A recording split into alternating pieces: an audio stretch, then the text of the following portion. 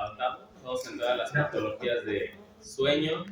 Como siempre, primero para la parte teórica, ya después viene la parte ya enfocada en las patologías. Bien, la parte teórica, pero las patologías, no prácticamente. ¿Dudas o preguntas hasta el momento de lo que haya pasado en los últimos 8 meses? 8 porque no les dimos clase primero.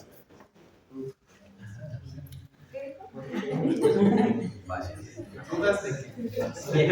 ¿Quién es? Luego un mes que no los veo, ¿verdad? ¿Dónde estaba? Necesitamos respuesta. Vayan a Acapulco. ¿Está más barato o qué? No, porque estamos calmando. Está complicado. Bien, vamos a empezar con la parte de fisiología y semiología del sueño. Vámonos. ¿Qué es el sueño para ustedes o qué es el dormir para ustedes? Lo que no pasa en la muerte. Lo que no pasa. Un anhelo. Un anhelo. Algo más formal. Bueno, ya pónganse serios. Un estado de conciencia. Disminución del estado de conciencia fisiológica. Okay. Bueno, vamos a ir más rápido para que si no, para que los dejemos dormir también. Va a ser un estado conductual. Dale cuenta. Es complejo, global y es reversible, recuerden, ¿no? Si no se revierte, pues estamos hablando de otra cosa.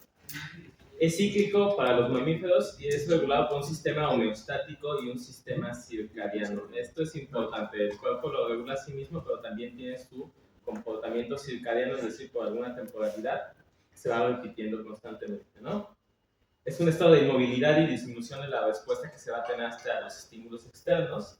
Y es mixto, tiene ciclicidad, es decir, no es el mismo, o sea, no cuando ustedes se duermen están en el mismo estado todo el tiempo y ya después despiertan y regresan a estar despiertos, no. O sea, va a tener fases durante el sueño que son lo que vamos a ver hoy.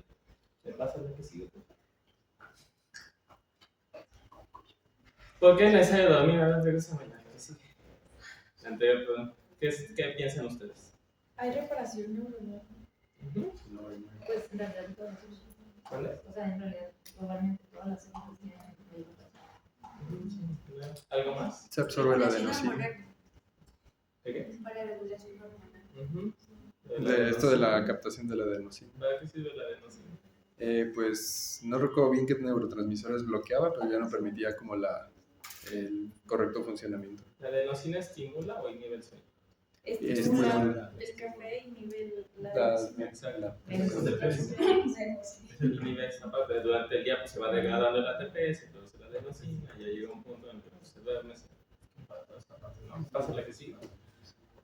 Hay varias hipótesis. Está la hipótesis adaptativa que básicamente se ve cuando pues experimentalmente, así cuando dejan a una persona sin dormir, pues empiezan a ver que pues, no están funcionando, no responde bien ante los estímulos. De hecho hay experimentos, ¿no? Que algunas mascotas, algunos perros les pusieron, los privaron del sueño, les quitaron líquido cefalorraquídeo y se lo inyectaron a otras mascotas que sí habían dormido y todo y estaban despiertos, se lo inyectan y los que inyectan, los de los que no habían dormido, se indujo el sueño para los animales, ¿no? Así que tiene cierto componente también hormonal y biológico.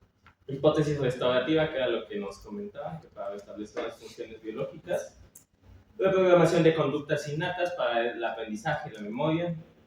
De la conservación de energía, que es como un poco más mecánica y más, a lo mejor, obvia, ¿no? Al final de cuentas, al descansar, pues reparamos toda la energía y todo lo que habíamos gastado durante el estado de despierto. Cuando hay calentamiento del sistema nervioso central, esta hipótesis menciona que pues, prácticamente es como un enfriamiento, como si fuéramos una máquina, ¿no? Estamos sobrecargados, ¿no? La maduración del sistema nervioso central también sirve para el proceso de poda neuronal, para eliminar todos los recuerdos o las cosas que no son útiles que vimos en el día a día.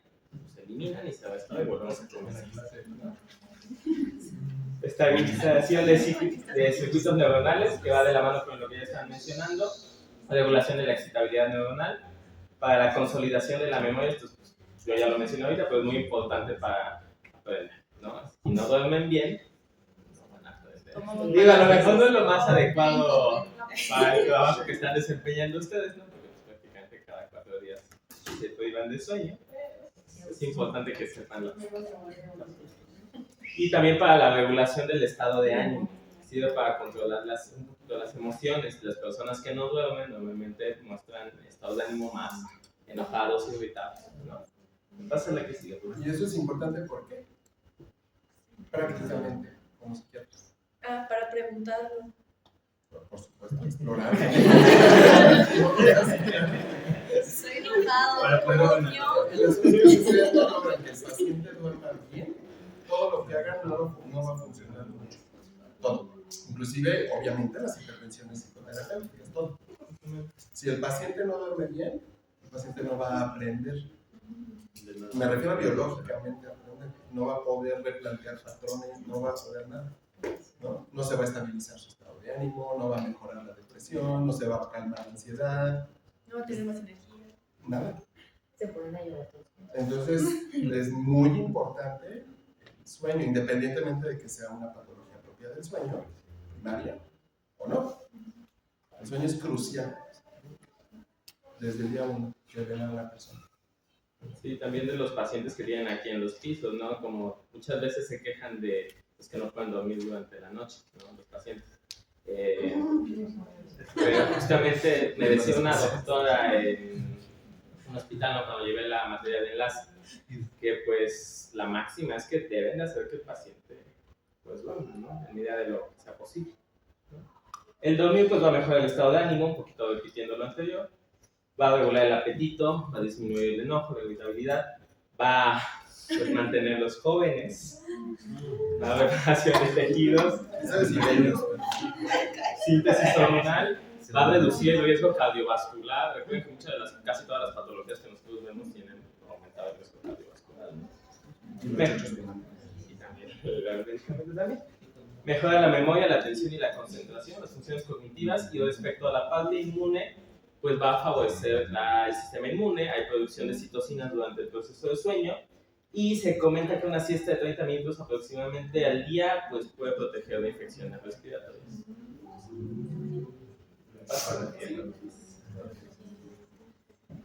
¿Qué es el ciclo de sueño-vigilia? A grandes rasgos va a estar mediado por dos sistemas distintos. Por distintos sistemas, después se divide en dos subsistemas. El procesamiento de la información sensorial, las funciones cardiovasculares, respiratorias y el metabolismo energético, de la mano de lo que ya había mencionado. La generación y el mantenimiento de este ciclo pues, se va a hacer a través de distintos circuitos neuronales que ahorita los vamos a ver y que pues ahorita los analizamos. Me imagino que no los han visto tal cual ahorita en las otras clases de farmacología ni neurología, ¿verdad? Es que hay una materia que después es trastornos del dormir, así que por eso lo ves más adelante, ahorita es como la parte general. Pero sí es importante que ustedes lo sepan y lo conozcan ya desde hoy. El modelo que explica muchas cosas se basa en dos procesos, un proceso S y un proceso C, así se denominó en la literatura internacional. El proceso S habla de un proceso homeostático, o sea, de la regulación que tiene dentro del mismo cuerpo, y se define como la deuda que se le tiene al sueño, es decir, o sea, el estar despierto, todo esto lo que generamos, nos conlleva esta parte, ¿no? Y el proceso C nos habla de un ritmo circadiano. Es independiente del mundo exterior, se menciona, aunque sí está mediado por factores externos que, bueno, ahí como ven en el diagrama se llaman Zeitgeber, es una palabra alemana, que quiere hablar de factores externos, que por ejemplo el sol. Al final de cuentas el sol, la luz si no regula a nosotros nuestro ritmo circadiano, aunque propiamente nosotros ya tenemos las funciones cronometradas dentro del cuerpo. ¿Qué quiero decir con esto? Hay un experimento donde metieron a un grupo de personas bajo tierra, estuvieron viviendo en una cápsula y estuvieron haciendo sus actividades en el día a día. Se iban viendo que más o menos hacían sus actividades conforme a las 24 horas del día, solo que cada vez, y como estaban debajo del suelo, pues no tenían la influencia del sol, ¿no? Cada día que pasaba, seguían haciendo las actividades con el mismo patrón, la hora que comían, la hora en la que iban al baño, la hora que se empeñaban ciertas actividades, pero cada vez se iban recorriendo poco a poco para atrás. Es decir, nuestro ritmo circadiano no son 24 horas exactas, nomás son como 23 horas, 50 y tantos minutos nuestro ritmo circadiano, pero ahorita como tenemos la influencia del sol, pues la modula. parte, ¿no? Pero propiamente el cuerpo sí tiene su ritmo circadiano, que está influido por factores externos, como mencioné ahí. El proceso C se regula principalmente por la melatonina, que seguramente si la han escuchado, ¿no? Se va produciendo, y por la temperatura corporal que se tiene, ¿no? Ahí viene en el diagrama, pues cómo se va regulando, un proceso S homeostático que pues se va elevando poco a poco durante el transcurso del día hasta que llega la parte del sueño y tiene una caída para restaurarse el sistema, y al día siguiente vuelve a iniciar, llega la parte de la hora del sueño y se vuelve a caer, ¿no? Y la otra parte del proceso, el proceso C, que es del ritmo circadiano, que va incrementando y alcanza su punto máximo durante el sueño y va ciclando las 24 horas. Son un poquito menos de 24 horas. ¿Va? ¿Me paso la que sigue? La vigilia. El estado de despierto lo vamos a mantener por la estimulación sensorial que tengamos y por la formación reticular activadora ascendente. Ya la vieron. Bueno, ya la vieron. ¿De qué trata? Pedro, o sea,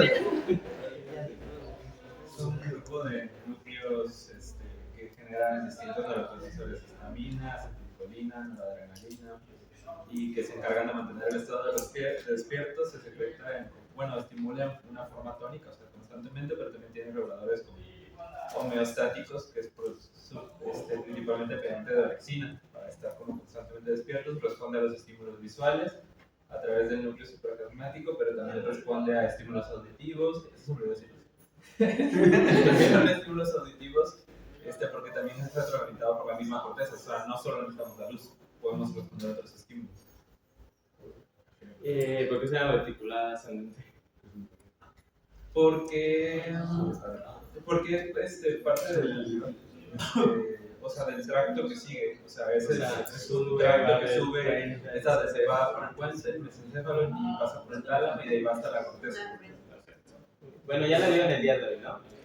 Pero bueno, tampoco la vigilia es un estado. Bueno, sí pusieron atención en la mañana en la biología de la clase que. Sí. Una parte. Me has contestado, ellos. Tampoco la vigilia va a ser un estado homogéneo, ¿no? Sino que va a tener múltiples ciclos durante la actividad en el día a día, ¿no? Principalmente, y me pasa la que ¿cómo se mantiene la vigilia? ¿No? Esto es un resumen, es más o menos igual de lo que ya mencioné ahorita, pero no. Vamos a tener distintos sistemas que van a regular el estado de vigilia. De los principales va a ser el sistema monominérgico. ¿Cuáles son los componentes del sistema monominérgico? ¿Ustedes anatómicamente dónde se secretan las neuronas? ¿Los neurotransmisores? Bueno, ahí viene. El leucoceruleus que va a secretar. Serotonina, para serotonina, y la sustancia negra dopamina tuberomamilar era para histamina. Ok. El leucoceruleus, el principal va a ser la norepinefrina, ¿no? La adrenalina, la epinefrina. Se va a mediar el estrés y la actividad atencional. Recuerden, pues, qué patología conocen que tenga problemas, tenga alteraciones en la atención. TDAH, pues también por eso el medicamento que le mandan, pues regula la parte adrenérgica, ¿no? Los núcleos del LAFE que se relacionan con la serotonina, que va a tener influencia con las conductas repetitivas, el aprendizaje y la memoria. La sustancia negra junto con el área tegmental ventral del mesencéfalo, la sustancia acueductal va a tener relación con la dopamina, y esto nos va a dar la parte de motivación y recompensa. Los tuberomamilares, que ya dijo ahorita Pedro, tienen que ver con la histamina. La histamina, ¿qué tipo de neurotransmisor es? ¿Excitatorio o inhibitorio? ¿La histamina? No es excitatorio, principalmente. Exacto, es excitatorio. Pues, ¿qué le dan luego a los pacientes que no pueden dormir? Sí, también.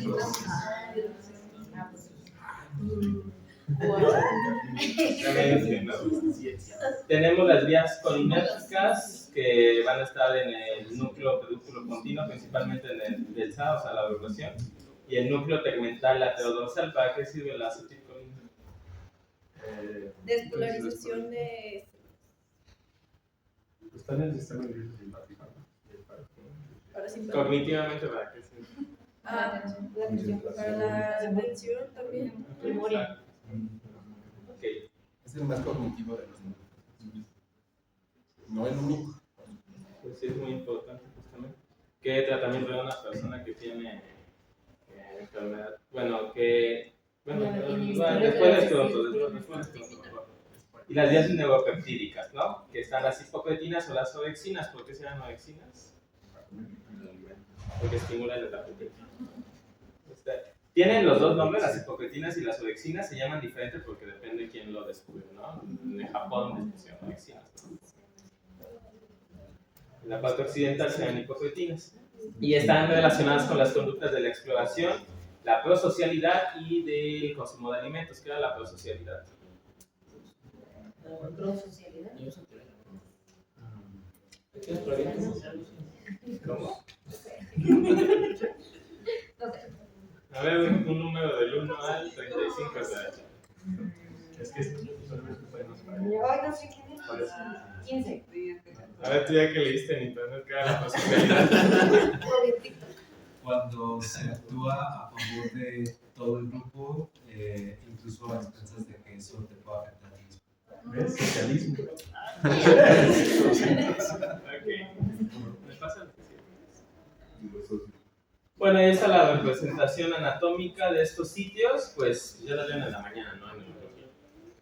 Bueno, y aquí viene la misma tabla de la diapositiva anterior, pero que es lo que secretan lo que es neurotransmisores, ¿no? ¿Me pasa la Pues entonces, esos son los mecanismos que nos mantienen en alerta. Una elevada cantidad de serotonina, aumento de los niveles de serotonina, noradrenalina, histamina, principalmente, ¿no? ¿Cuáles van a ser los mecanismos promotores del sueño? Pues el sueño, al final de cuentas, es un proceso activo. Esta es una visión, se dice reciente, pero reciente 20, 30 años, ¿no? Antes se creía que el sueño era una parte donde el cuerpo estaba en una actividad pasiva, mejor dicho, estaba en una parte pasiva donde no tenía mayor interacción hacia alguna otra cosa, ¿no? Aunque realmente es un proceso muy complejo. Prácticamente una tercera parte de su vida se la van a pasar durmiendo. Si viven 90 años, pues van a dormir 30 años.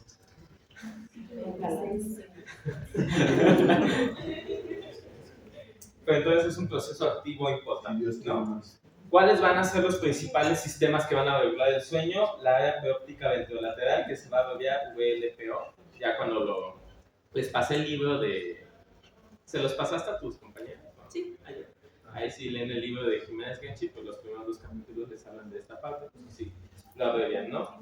¿Dónde está esta área? Está en lateral al quiasma óptico.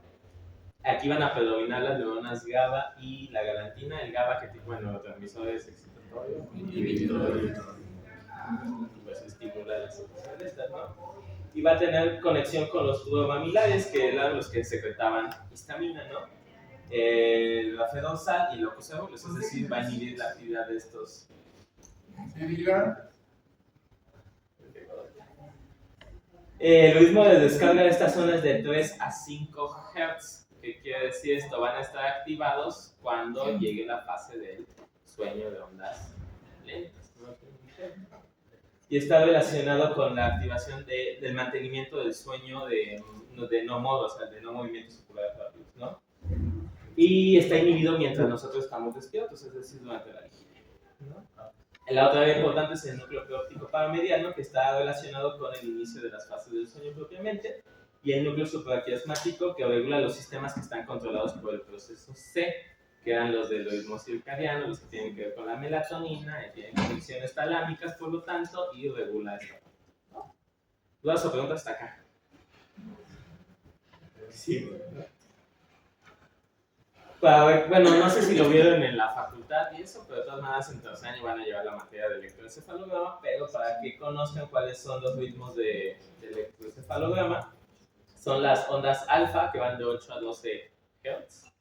Este es que menciona que cuando lo tenemos en una vigilia relajada, es decir, cuando no estamos tan atentos, cuando cerramos los ojos, entramos a un ritmo alfa de 8 a 12. Ahorita que están despiertos y atentos en la clase, en teoría, tienen un ritmo beta que va aproximadamente de 12 a 30 Hz.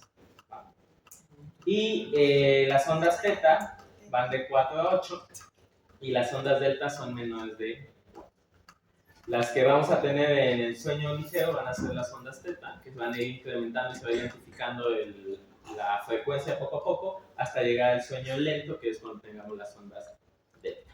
Ahorita vamos a ver qué significa. Vamos a tener un sueño de movimiento de oculares rápidos y uno que no, un humor y un humor, ¿no? Y vamos a ir con las fases del sueño. ¿Cuántas fases del sueño conocen? Bueno, aparte del sueño, REM y no REM, ¿y estas en cuántas se dividen en sus fases? ¿Cuántas?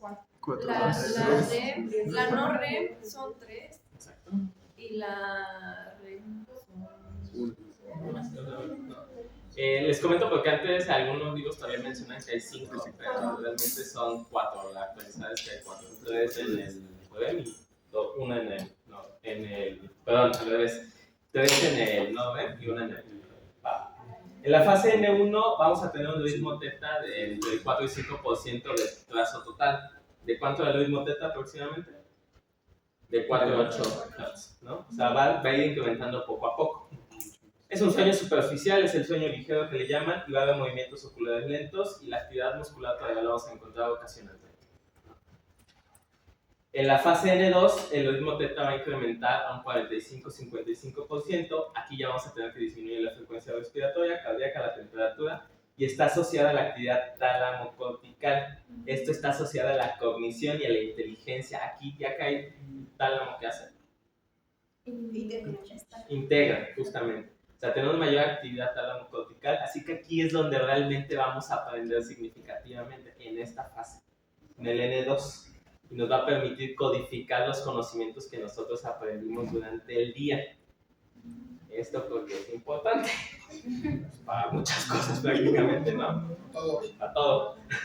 Realmente. Esta fase es muy importante. Por ejemplo, ahorita les voy a mencionar algunos fármacos que alteran estas fases y justamente esa es la traducción clínica que tienen, ¿no? En la fase N3 ya va a disminuir la actividad teta, que era de 4 a 8 Hz. Va a estar en un 15-25% nada más, y aquí ya van a empezar las ondas delta. Las ondas delta tienen menor frecuencia, es decir, va a disminuir la frecuencia, ¿no? Es el sueño ya muy profundo, la respiración se va a volver rítmica, va a haber actividad muscular limitada, y aquí va a ser difícil que despierten a la persona. Si ustedes despiertan a una persona cuando está en la fase de N3, se va a despertar confuso, desorientado. Por eso tengan mucho cuidado cuando hacen sus siestas. Si hacen siestas, traten que sean de 30 minutos, porque si se llevan más tiempo van a entrar a otra fase de sueño. Por eso es que cuando los levantan, se levantan como que no saben qué es lo que está pasando, que seguramente a lo mejor les pasa en las bodas, ¿no? Que saben y como que no. Vaya, un 50. Digamos 50. Las siestas no son malas, pero tienen que ser inteligentes como las tomen. Tienen que ser siestas. Porque si ya duermen 1 hora y media, pues ya van a pasar todo eso. Y justamente se dan cuenta, interrumpen estos procesos de sueño. Por ejemplo, a lo mejor no, pues me voy a desvelar haciendo la tarea hasta las 4 de la mañana y me levanto a las 6 haciendo la exposición, no sé, de neurología del viernes, ¿no? Y ya cuando llegue yo, pues a lo mejor ni me acuerdo qué fue lo que puse en las diapositivas, ni me acuerdo. Por eso es importante esta parte de la regulación. Además consumen energía. O sea, a pesar de ser sueño, consume energía. Entonces, consume energía y además requiere de programación y asociación. Entonces, si lo hacen en la tarde, es muy probable que en la noche ya no lo puedan hacer.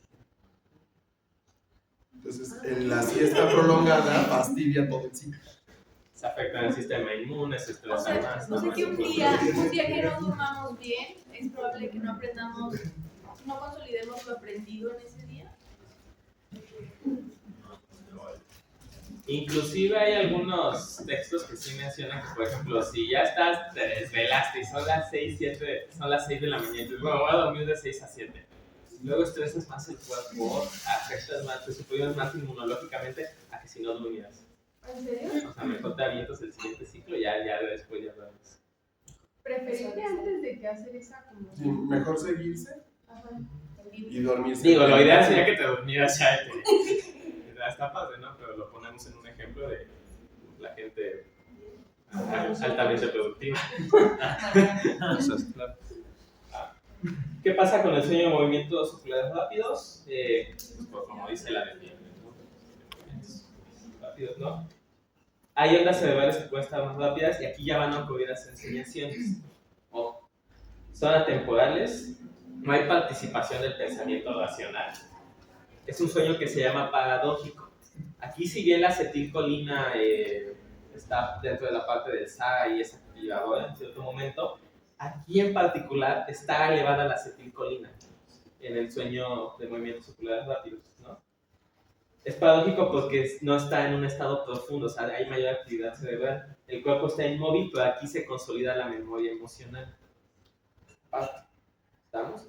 Las personas que tienen alteraciones en el sueño REM, pues probablemente puedan experimentar síntomas como de depresión, ansiedad. Probablemente aquí es donde se consolida la memoria emocional. Aquí se codifica el aprendizaje y todas estas cosas, pero aquí se consolida la memoria emocional. Aquí ya tienen las ensoñaciones. Aquí sí pueden soñar. En el sueño no, o sea, sí pueden soñar, pero ustedes no se van a acordar de las cosas que soñaron. Aquí sí se pueden acordar mientras se levanten. Ya conforme pasa el día, como no fue realmente una experiencia vivida, pues ya después se les va a ir olvidando poco a poco el sueño. O sea, no se acuerdan de sus sueños todo el tiempo, ¿no? ¿Dudas o preguntas de estos?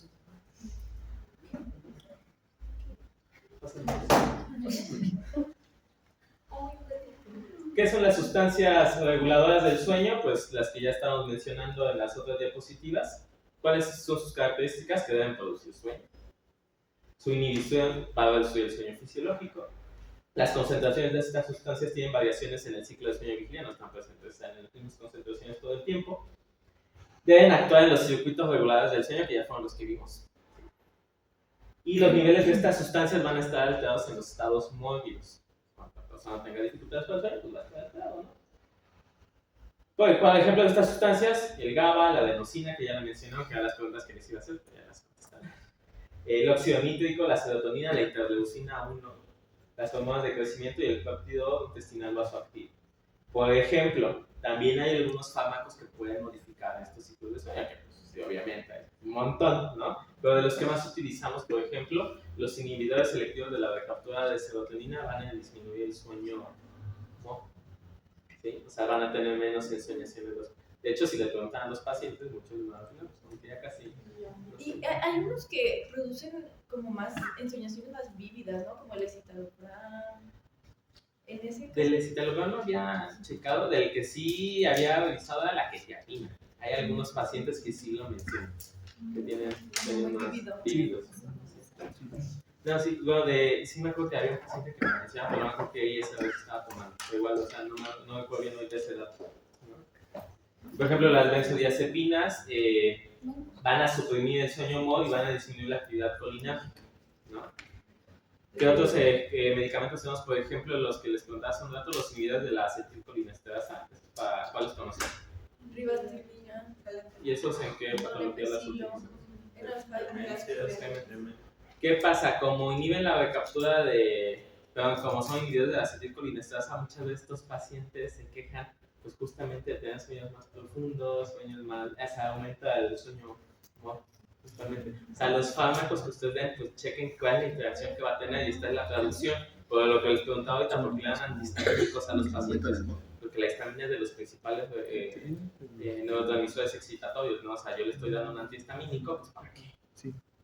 Para que se pueda, para favorecer e inducir el sueño, ¿no? Lo mismo pasa con los antipsicóticos. O sea, nosotros cuando le damos un medicamento a los pacientes es una bomba respecto a los neurotransmisores, por eso es que debemos indicar con criterio, críticamente los medicamentos, no lo mismo que les mencionan en las clases, no van a aventar el combo de su antipsicótico, su antidepresivo, su benzodiazepina y su alcohol de magnesio. Porque al final van a desregular todo esto, todos estos mecanismos, y estas van a ser las quejas que van a presentar los pacientes, ¿no? ¿Me pasa la que sigue, por favor? Tengo una duda, o sea, si entendí bien, los pacientes que tienen alteraciones en la fase REM del sueño van a tener alteraciones en la cuestión afectiva, es lo que mencionaba, ¿no? Porque tiene que ver con la memoria emocional. Y si los ISR se disminuyen al sueño REM, ¿no sería como una especie como de círculo vicioso si aumenta mucho la dosis? ¿O hay algunos que tienen un perfil para hacer este efecto de alteraciones en esta fase del sueño? Eso se ve influenciado, bueno, por muchas cosas, pero también una cuestión del horario. De la vez cómo la administras, ¿no? O sea, el medicamento no está activo todas las 24 horas del día ni tiene esta parte, ¿no? Ah, Por eso eso se es que refiere como- se les sugiere como que no lo dependiente del manden, horario. por ejemplo, en la noche, Sí. porque en la noche te va a tener un montón de complicaciones. Y incluso no se les ha pasado que les mandan el medicamento y los pacientes se quejan de que justamente no descansan, ¿no? Pues, también la otra, ya dando la parte del horario, la serotonina pues regula toda esta parte activadora y eso, ¿no? Pero no nada más interactúan a nivel de serotonina estos medicamentos, ¿no? No es el único neurotransmisor que le pegan, ¿no? Pues que necesitas saber bien el perfil farmacológico. ¿Qué pasa? Disminuyen ensoñaciones, por ejemplo, los pacientes que cursan con trastorno de estrés postraumático, esa es la teoría que se tiene para eliminar algunas pesadillas inclusive. O sea, no es como tratamiento para las pesadillas, pero sí, le mando el medicamento, disminuye el REM, por lo tanto, no tiene esta parte de estas pesadillas, disminuye, ¿no? Principalmente. La otra también está por el, ¿cómo se llama? No sé si han visto que los pacientes se quejan mucho de que oh, ya no me siento deprimido, ya no me siento anedónico, ya mejoró mi apetito, ya mi sueño está más regulado, pero como que me siento así como plano, ¿no? ¿Entiendes? Aquí también está la explicación de cómo funciona ese mecanismo. Esa es la traducción de lo que tú me estabas preguntando, ¿no? Es como un aplanamiento, ¿no? O sea, no sé si, o sea, es mejor, es fácil, dice. Aparte, lo que se refiere a la disminución es como del tiempo. O sea, en teoría, lo que está explicando el doctor de que está en un humor, nuevo humor, y empieza a hacer los ciclos, ¿no? O sea, lo que se refiere es que va a reducir el tiempo del humor, ¿no? Entonces, algunos días a veces, por el efecto que pasa es que fragmentan más el sueño. Gracias. En esa tabla se, pues, es el resumen de las cosas anteriores. Paso de aquí, sí.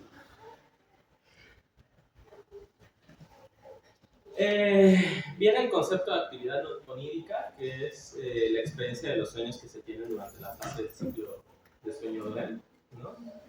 El cerebro, como ya les mencionaba, va a estar muy activo en esta parte y el cuerpo va a estar mayormente inmóvil. Hay un modelo que explica un poquito qué es lo que pasa con estos sueños, que es el modelo AIM, que habla de que hay una mayor activación durante el movimiento del REM, ¿no?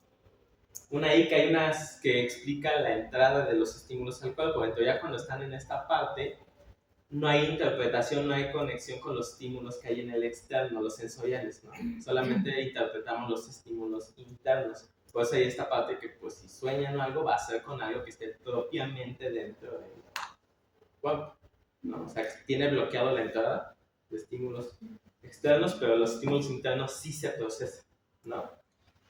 Y que la modulación en esta fase del sueño está potenciada principalmente por la actividad colinérgica y está suprimido por la actividad aminérgica. Y esto es lo que les comentaba el doctor hace unos segundos, ¿no? ¿Qué es un hipnograma? Pues va a ser la representación de las fases del sueño en un papel. Esta nos va a hablar de cómo se realizan los ciclos de sueño. Normalmente no es que ustedes se duerman, entren en N1, N2, N3, ahí se queden hasta las 7 de la mañana y ya se despierten y de nuevo, ¿no? Se van repitiendo, o sea, va a haber ciclos durante la parte en la que ustedes están dormidos. Aproximadamente van a cursar con 4 a 6 ciclos durante la noche. Los ciclos van a durar desde 90 hasta 120 minutos. Por ejemplo, ahí hay un diagrama donde una persona se acuesta como a las 10 de la noche y va entrando poco a poco a la fase N1, fase N2, fase N3 y entra a su primer ciclo de sueño de movimientos oculares rápidos, que sería representado por esta parte gris, ¿sí? De ahí sale del ciclo normal, el primero dura aproximadamente 90 minutos, de ahí van durando un poquito más. Entra a la segunda parte y tiene otro segundo ciclo de fase de movimientos oculares rápidos, aquí hay un tercero y aquí hay un cuarto. ¿Qué observan ustedes en la imagen? No son regulares. Se va alargando. Se va alargando. Que después ya no entra al N3. El REM se va alargando. Y el REM se va alargando justamente. O sea, es lo que comentó ahorita el doctor en esta parte. O sea, el REM va alargándose poco a poco, ¿sí? ¿Qué pasa con los medicamentos? Pues alteran justamente esta distribución. Por eso su doctor me preguntó. En las personas con los adultos mayores, ¿qué pasa? Ellos duermen menos, para empezar, y también el REM está disminuido. ¿A qué se refiere lo de latencia? O sea, como que el tiempo en el que tarda. ¿Cuánto tiempo tarda en entrar? Lo ideal es que no tarde menos de 90 minutos. Porque hay gente que entra luego al sueño de... ¿Y eso qué patología es? Narcolepsia. Hay gente que entra inmediatamente, en menos de 20 minutos, entra al sueño que se les hace la latencia que tarda. ¿Y qué pasa con los pacientes que tienen como un cuadro atípico? Por ejemplo, los que presentan mucha hipersomnia, cuadros de no sé bien. alguna explicación. Ay, no, se altera el sueño. ¿Cuál es la alteración de los pacientes que entran en insomnia? Los que tienen depresión. Como a ti. Bueno, la hipersomnia se asocia más en los trastornos afectivos a disregulación más que disminución de serotonina. Entonces es el ciclo el que está fastidiado completo. Y ahí puede ser por muchos factores, o sea, no nada más por la parte, digo, tanto del cansancio que tenga la persona, el estrés con el que está cursando, o sea, la hipersomnia hay muchas cosas de las que hay que investigar, o sea, a qué hora te dormiste, o si has estado... Bueno, la hipersomnia verdadera. Ajá. Porque efectivamente muchas veces le llamamos hipersomnia, pues obviamente si no puede dormir nada en la noche, va a tener hipersomnia en el día, pero eso no es hipersomnia. Inclusive hasta que no tengan un estímulo que los esté activando completamente. A lo mejor ustedes están de vacaciones y pues, no sé, no están haciendo como que había una actividad o algo por el estilo, pues no se pueden sentir. Entonces esta parte de efectivamente ver cuáles son los motivos que están condicionando la hipersomnia. Y bueno, y justamente esta parte pues nos habla de lo que les comentaba hace un momento. Es importante llevar los ciclos completos, ¿no? Porque si nos depende a qué hora nos despertemos, es cómo nos vamos a sentir, ¿no? Para regular es como hacer unos ciclos de 90 y 120. Pues no, porque así te vas a agregar un poquito más cognitivamente. O sea, lo que se sugiere es que si te vas a dormir, pues te vas a dormir, si vas a tener una siesta, que no pase de 30 minutos. ¿Dudas o preguntas hasta acá? Regresa un poquito. Justamente ya cuando veamos la parte de parasomnias es cuando van a ver cómo distinguir, porque las parasomnias se dividen en las que son del sueño MOD y las que son del sueño no MOD, algunas. Justamente ahí es donde se van a dar cuenta, ya cuando, bueno, es en 2 semanas, ¿no?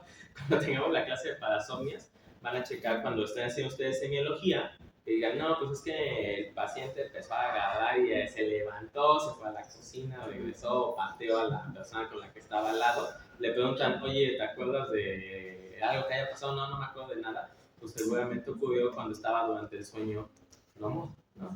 En cambio, si la persona recuerda lo que estaba soñando algunas cosas y que no, pues que soñé que le estaba peleando en un ring con alguien y pues es que golpea a la persona que estaba al lado de mí. O sea, a lo mejor es que es una parasomnia del sueño, un trastorno conductual del sueño. Bueno, respecto a la parte de fisiopatología, tienen una clase completa en tercer año, esto lo ven como en 3 clases y cada patología la ven en una clase, así que pues es como un resumen nada más para que veamos de qué vamos a estar hablando. ¿Va? ¿Dudas o preguntas hasta acá? Vamos a entrar a la semiología de medicina del dormir, o sea, ¿qué es lo que ustedes van a interrogar ahorita que están en primaria? ¿No? Bueno, ya deben haber interrogado desde antes, pero ¿qué es lo que vamos a preguntar? ¿Cuáles van a ser las quejas de sueño? Van a ser 3 principalmente, ¿no? Que la persona tenga dificultad para conciliar el sueño. Muchos llegan con ustedes por eso. Que haya eventos que ocurran mientras esté durmiendo la persona. Eso a lo mejor ustedes no les han explicado todavía. En muchos casos, ¿no? Así como estos que decía como sonambulismo, trastorno conductual o algo, sueño modo, ¿no? Y la dificultad para mantenerse despierto. Esta parte de insomnio, ¿no? ¿Qué les van a decir los pacientes? No puedo dormir o me duermo y me despierto, ¿no? Me ocurren cosas extrañas o inusuales mientras estoy durmiendo y tengo dificultades para permanecer despierto durante el día a día. Pasa la que sigue, por favor. ¿Cómo vamos a empezar a estudiar estas cosas, ¿no? Los vamos a dividir síntomas nocturnos, síntomas diurnos y hábitos de sueño que tengan las personas, y estos se van a dividir cuando son entre semana y en fin de semana, porque las personas no duermen igual de lunes a viernes, que es de lunes a jueves que viernes, sábado y domingo. momento ustedes tampoco duermen. Igual, ¿no? Le vamos a preguntar, una vez que se acostó, una vez que ya está acostado, ¿cuánto tiempo le toma quedarse dormido? 3 segundos. Esta es la parte de la latencia del sueño, ¿no? Que no es lo mismo preguntar a qué hora se acuesta. Porque una cosa es que no, pues, Doc, sí, yo me acuesto temprano, me acosté a las 10 de la noche. Pero usted le pregunta, oye, ¿a qué hora se puede quedar dormido? No, después de 3, 4 horas, a las 2 de la mañana. ¿No? Y tú le dices, y ahí. Chicas, ¿no? ¿Qué sería lo esperable? 30 horas, 30. Menos de una hora. 20, 30. 30 minutos. Acostumbra a ver televisión antes de irse a dormir. Despierta en las noches. ¿Y cuántas veces lo hace? Todavía lo normal es que se despierta en las noches menos de 20 minutos, ya puede volver a conciliar el sueño. ¿Qué pasa de eso? ¿No? ¿Qué cosa lo despierta? ¿No? ¿Cuánto tiempo le toma en volverse a dormir? Despierta en las mañanas antes de lo deseado y ya no puede volverse a dormir. ¿A qué hora despierta para iniciar el día? Que es diferente a qué hora se levanta. Digo, pueden despertar y se quedan en la cama 2 horas. ¿A qué hora se levanta? ¿A qué hora ya se pasa para realizar actividades laborales y escolares? Porque una cosa también es despertarse, otra cosa ya es levantarse y otra cosa ya es ponerse actividades, ¿no? ¿A qué hora ingiere su último alimento? Acostumbra a la televisión, bueno, ya la repetí. ¿Y a qué hora se acuesta? ¿No? Era lo que mencionas tú. Sí. Vamos a hacer una línea del tiempo primero para el inicio del sueño, ¿no? Que vamos a preguntar qué actividades previas hace antes de irse a acostar, ¿no? ¿Cómo está la habitación? Ya habíamos visto lo de medidas de higiene de sueño, bueno, en el de inducción, pero ya se lo o sea, cómo está su habitación, si tiene ventanas, si duerme con alguien más, si tiene la luz prendida. Escritorio. Ajá, si tiene algún escritorio, si tiene ahí la televisión, si tiene ahí, ¿no? ¿Cuál es la hora de acostarse? ¿Cuánto dura la latencia de sueño? Que es lo que ya había comentado en la diapositiva anterior. Si hay síntomas sensoriales antes de que el inicio del sueño, ¿qué cosas puede tener? Alucinaciones visuales, alucinaciones auditivas, alucinaciones anestésicas. ¿Cuáles sean las que están? ¿Recuerdan las alucinaciones hipnagógicas e hipnapómpicas? Hipnapómpicas es al inicio. Hipnagógicas al despertar. ¿Cómo? Hipnagógicas antes de quedarse dormido y hipnapómpicas Ya la despertar. Si hay síntomas motores como piernas inquietas, que lo vamos a ver en la siguiente clase, movimiento rítmico o periódico, o movimiento anormal, que pudiera tener ahí un conjunto de epilepsia o algo por el estilo. Y si hay parálisis de sueño, ¿cómo preguntan la parálisis de sueño? ¿Alguna vez le ha pasado a alguno de ustedes?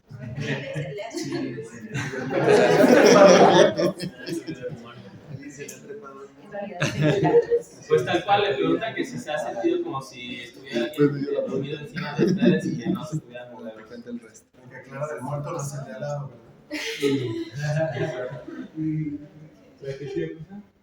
¿Qué van a preguntar durante el sueño? Si roncan, ¿no? Y si lo hace, ¿qué tan fuerte? Pues si lo escucha la persona que está al lado, si lo escuchan como a 2 metros de distancia, o que inclusive si están en otra habitación, se escucha cuando la persona está roncando. Si tiene si tiene menos de 3 veces por semana que ronca, pues eso puede ser habitual, no hay ningún problema. Pero si ya ronca más de eso, ya hay que preguntar más cosas, ¿no? Si hay síntomas de como que se ahoga, apnea, que si nota a alguien que está al lado que deje de respirar el paciente, ¿no? Si hay reflujo, tos, dolor, diaforesis, chicos, alertamiento, despertares se definen como más de 15 segundos de duración, o sea, si pasan más de 15 segundos y se duerme, despertar. Movimientos anormales, conductas complejas, esto de que se levante, haga algo, o hable, platique o diga, ¿no? O si hay enuesis, ¿no? Lo que van a preguntar durante el sueño. La que sigue, pues. ¿Qué van a preguntar en la parte de cuando se despierta la persona, no? Pues si fue reparador, o sea, le van a preguntar, oiga, descansó, se sintió bien ya después que se despertó. Si hay cefalea, si hay serostomía, si hay dolor, obstrucción nasal, parálisis del sueño, o si tienen conductas automáticas, ¿no? Lo regresamos a lo mismo, ¿no? Que ustedes a media guardia, no sé si les ha pasado que despiertan al del 3er año y Dice, oiga, doctor, revíseme esta referencia. Ah, sí. A lo mejor ni siquiera lo hizo consciente, ¿no? Sí. Me pasa la que sigue, por favor. Y dentro de la línea del tiempo también me va a preguntar de síntomas diurnos, cómo estuvo durante el día. Es decir, no, cuando pregunten de sueño, no nada más se van a quedar a la parte de cuando se acostaba, cuando se durmió y cuando se levantó. También hay que preguntar cuál es el funcionamiento de la persona en el día a día, ¿no? O sea, qué es lo que está pasando, ¿no? ¿Cuál fue su desempeño cognitivo? Si puede hacer bien las tareas, las actividades del día a día, ¿no? Si hay hipersomnia, si hay un estado de ánimo, por ejemplo, de enojo, que estén enojados todo el día, pues a lo mejor están enojados todo el día porque no durmió bien, ¿no? O si se siente con anedonia, si se siente triste, decaído, hay que diferenciarlo viendo un episodio depresivo, ¿no? No vayan a pensar que está deprimido cuando en realidad a lo mejor está mala su calidad de sueño. Si hay irritabilidad, si hay siestas y si realiza siestas durante el día, ¿cuánto duraron estas? Si tuvo ensoñaciones y si el sueño que tuvo fue reparado, ¿no? Porque eso también les va a orientar mucho, ¿no? Una persona, por ejemplo, que tenga narcolepsia, pues queda dormida así de la nada, ya está sueño y todo, lo levantan y a lo mejor les indica otra cosa, ¿no? ¿Y cómo es el funcionamiento diurno? Realmente todas las actividades que está haciendo en el día a día tienen que investigar todas estas cosas. Ya cuando les comenten y recaben toda esta información, pues van a ver pues, qué es lo que puede estar pasando, ¿no? Si tienen un problema de insomnio, si tienen un problema de hipersomnio, si tienen un problema de piernas inquietas, movimiento periódico, narcolepsia, y bueno, y también vamos a ver las parasomnias, ¿no? Que son las que vamos a ver en la clase que viene, ¿no? ¿Dudas o preguntas hasta acá? Lo que van a cuestionar. ¿Esto lo preguntan normalmente con los pacientes? No tan completo. Digo, obviamente en urgencias no se van a aventar, porque ya después van a ver sexualidad y no se van a aventar todas las preguntas de sexualidad, ¿no? De la conducta alimentaria, ¿no? De sueño, ¿no? Pues nunca van a acabar la valoración en 4 o 5 horas, ¿no? Pero pues, ya si tienen la oportunidad de investigar, porque esto es algo muy importante que no tienen que hacer de lado mientras realizan su entrevista, ya sea en piso, principalmente, ¿no? Que es ahorita donde están. Tienen que investigar todo eso, porque muchas veces van a que su paciente no mejora, pero realmente no estamos atendiendo todas las problemáticas que tiene. El sueño tiene alteraciones en casi todas las patologías de las comorbilidades que vemos, en todas las trastornos de salud mental que vemos nosotros, ¿no? Así que es algo que deben de preguntar para orientarle y darle algunas medidas o indicaciones para mejorar esta parte, ¿no?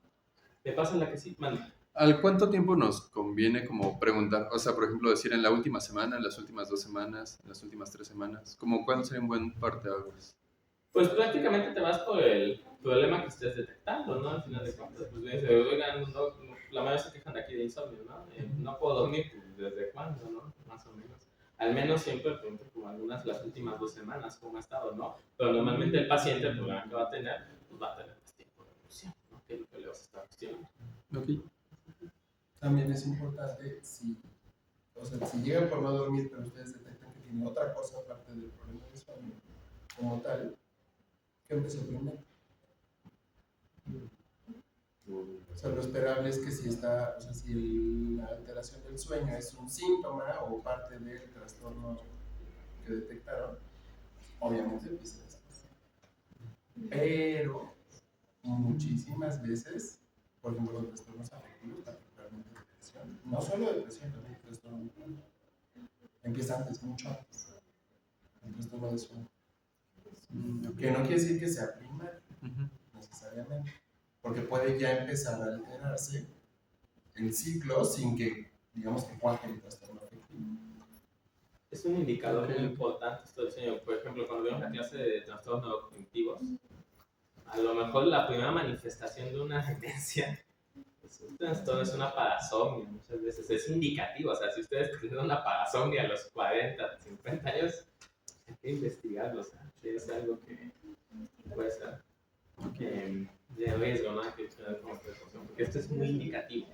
Ahí están como que cuánto tiene que dormir. ¿Me pasa la que sí? El sueño, dependiendo la edad, el promedio ya de un adulto joven como nosotros es de 7. Ahí sí lo hago. Tengo más de 64. Entre los 18 y 64 años, lo esperado de sueño es de 7 a 9 años. No lo esperaba. Más de eso, pues también hay que investigar eso, menos de eso,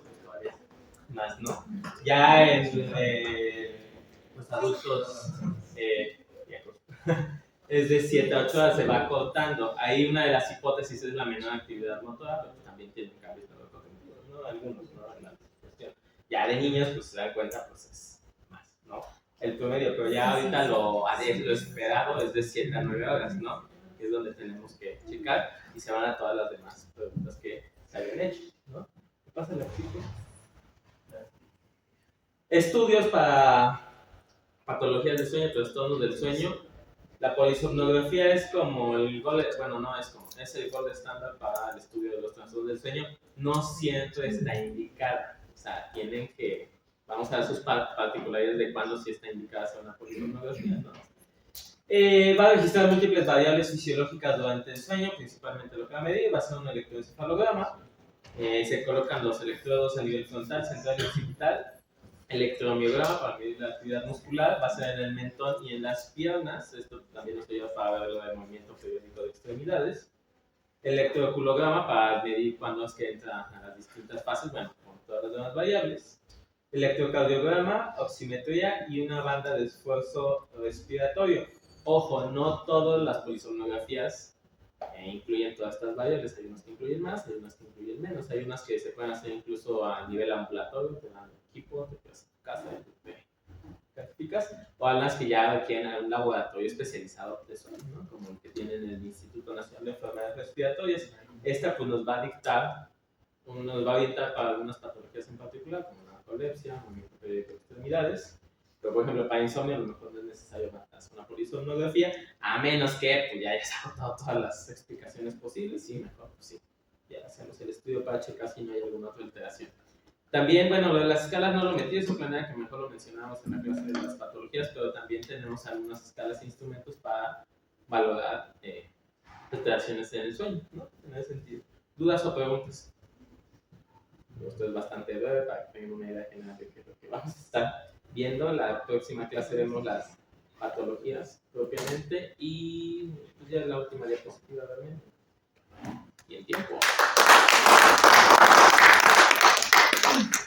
¿Dudas, preguntas? Pues creo que la próxima. ¿Qué dijo? No es que para dormirnos todos aquí. La próxima semana, pues me comentan que vaya a estar igual de los que exponen, así que o cambiar de día. ¿Podría? Okay. Cambiar la clase de día. ¿Qué otro horario de clase tenían de alguna que ya se haya acabado? Urgencia los miércoles. Pero miércoles ya está. A las 7. Ah, a las 7. Pero sí, Jueves a las 7 la historia. Hablarla. No le voy a decir. Pero